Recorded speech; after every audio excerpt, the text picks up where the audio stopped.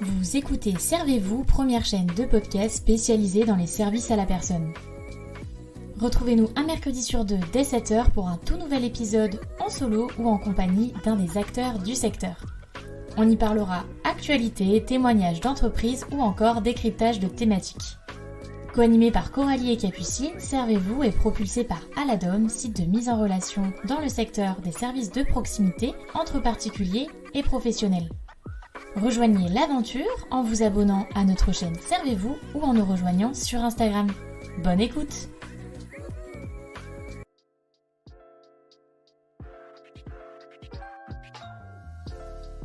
Hello à tous, j'espère que vous allez bien. Aujourd'hui on se retrouve dans un nouvel épisode où je suis en solo et on va donc faire un nouvel épisode de la rubrique C'est servi, c'est-à-dire qu'on va parler des actualités du secteur et plus particulièrement de 4 sujets qui ont marqué le mois de juillet.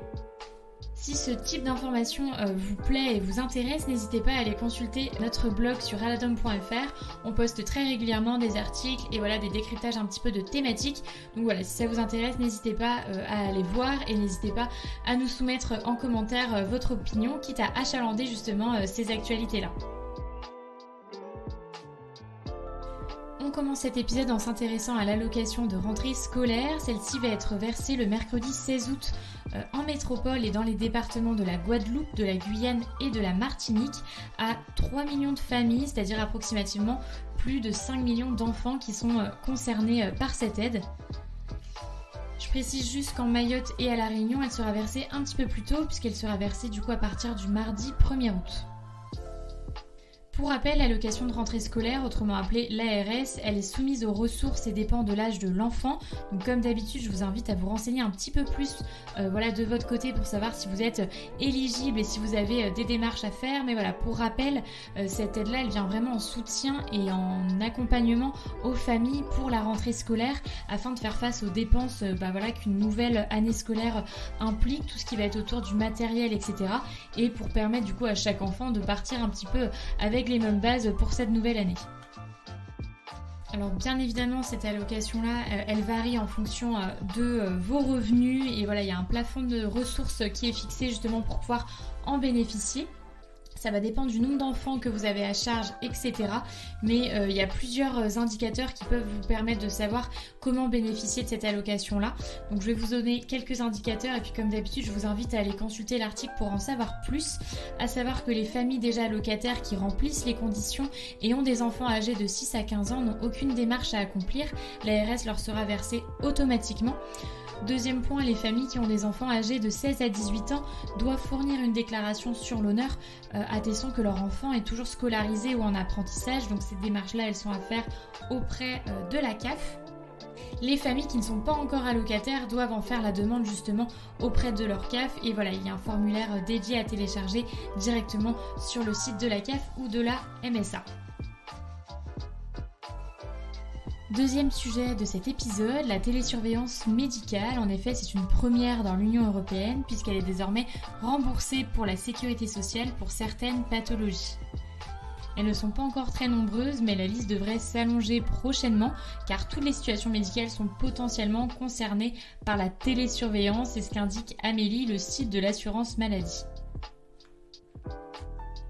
Actuellement, seules 4 pathologies sont donc retenues, l'insuffisance cardiaque, l'insuffisance rénale, l'insuffisance respiratoire et le diabète. L'arythmie cardiaque nécessitant donc des prothèses cardiaques implantables devrait être rajoutée très prochainement.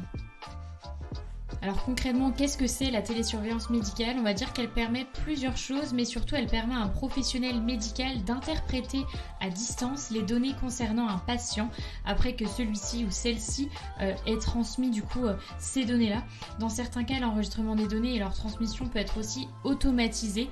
Et du coup, voilà, il y a vraiment plusieurs avantages qui en découlent. Ça permet d'adapter la prise en charge et surtout de l'anticiper, de mieux suivre l'évolution d'une maladie et de renforcer la coordination des différents professionnels de santé et d'améliorer du coup les communications de ces derniers.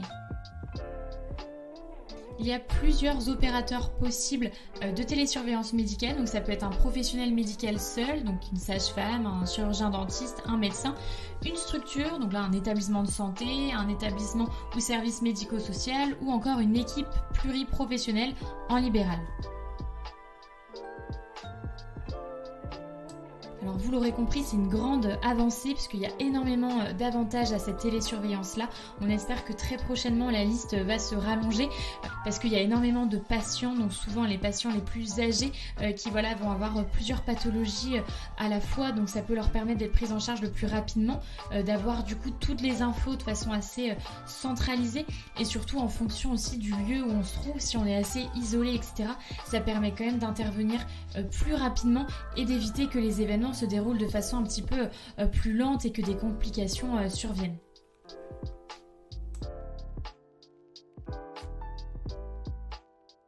On continue cet épisode en s'intéressant à un autre sujet qui est la baisse de fréquentation des EHPAD. C'est une situation qui inquiète de plus en plus certains établissements. En effet, les EHPAD ne seraient plus assez remplis et ceci entraîne pour certains des déficits importants aggravés par d'autres facteurs, notamment celui de l'inflation déjà en cours. La survie de certains établissements serait déjà en jeu d'après un rapport de la FHF, Fédération Hospitalière de France. Pour information, en 2022, le taux d'occupation de ces EHPAD publics était sous la barre des 94%.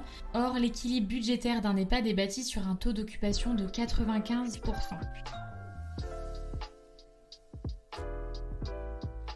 Le chiffre diffusé le mois dernier sur les réseaux sociaux de Luc Broussy, figure de référence dans le secteur du grand âge, était encore plus inquiétant puisqu'en Île-de-France, le taux d'occupation des EHPAD n'était plus que de 85,1% en moyenne au premier trimestre de 2023.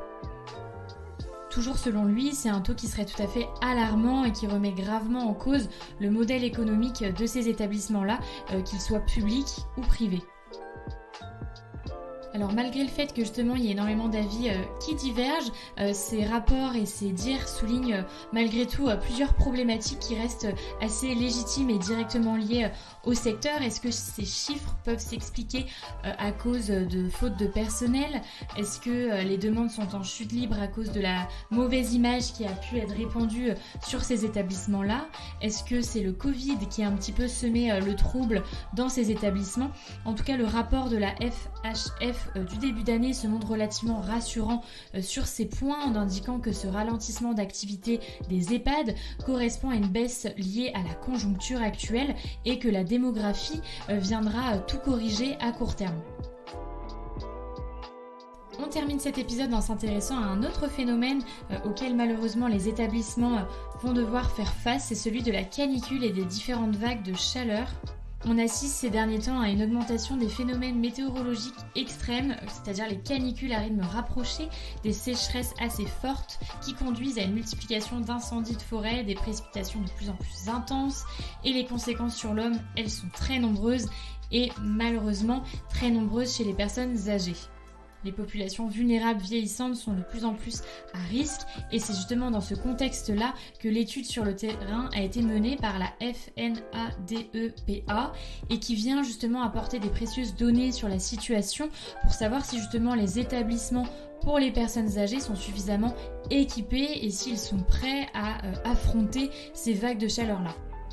Il y a donc une enquête flash qui a été réalisée auprès de 1500 directeurs adhérents pour dresser un état des lieux auprès des établissements pour les personnes âgées et pour mettre en lumière justement les choses à effectuer pour améliorer un petit peu la situation, puisque les résultats mettent en lumière des données inédites qui viennent vraiment éclairer ce souci-là et permettent justement de lister les évolutions qui vont être nécessaires pour faire face de façon efficace aux vagues de chaleur. Et c'est vrai que ce qu'il en ressort malheureusement, c'est qu'il y aura pas mal d'investissements financiers à prévoir et ce dans les plus brefs délais afin d'améliorer justement la situation de nos aînés dans les établissements dédiés. Alors il y a plusieurs raisons et plusieurs pistes d'amélioration, on va dire, qui sont rapidement ressorties de cette étude. On va par exemple voir le taux de vétusté moyen des bâtiments qui est de 51% et qui peut expliquer justement certaines problématiques. Il y a également le fait que plusieurs établissements n'ont pas la climatisation dans certaines salles et ne peuvent donc pas permettre d'avoir une température relativement supportable sur des périodes où la chaleur devient de plus en plus conséquente. Au regard du coup des résultats de cette enquête, la FNADEPA souhaite un renforcement le plus rapide du plan d'aide à l'investissement afin d'aider et de favoriser l'accélération de la rénovation de ces établissements pour personnes âgées, notamment pour les résidences autonomie dont le parc immobilier est parfois vieillissant.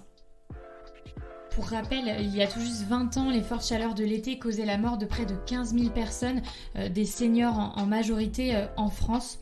Selon Météo France, il s'agissait de l'été le plus chaud jamais observé depuis 1950. Et suite à ce drame sanitaire, les pouvoirs publics ont mis en place un plan national canicule.